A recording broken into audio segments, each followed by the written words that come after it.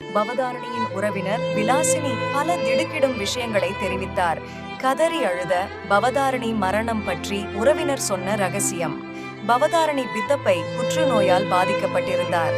ஆயுர்வேத சிகிச்சை பெறுவதற்காக இலங்கைக்கு சென்ற அவர் கடந்த சில மாதங்களாக அங்கு சிகிச்சை பெற்று வந்தார். ஆனால் சிகிச்சை பலனின்றி நேற்று இரவு உயிரிழந்தார். பவதாரணியும் நானும் ரொம்பவே நெருக்கமானவர்கள். ஒருமுறை இளையராஜாவுக்கு போன் செய்து எங்கே மாமா இருக்கிறீர்கள் என்று கேட்டேன். கடைசியாக வந்து பார்த்துட்டு போ என்று சொன்னாரு. எனக்கு அதிர்ச்சியாகிவிட்டது.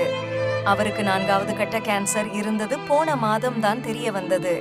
அதை மருத்துவர்கள் குடும்பத்திடம் சொன்ன பிறகு பவதாரணியிடம் சொல்ல வேண்டாம் என்று முடிவு எடுத்தோம். பவதாரணி நீண்ட காலம் உயிரோடு இருக்க மாட்டார் என்று எங்களுக்கு தெரியும் என்று தெரிவித்தார். இது போன்ற செய்திகளை காண பிளைண்ட் வூட்ஸ் யூடியூப் சேனலை பாருங்கள்.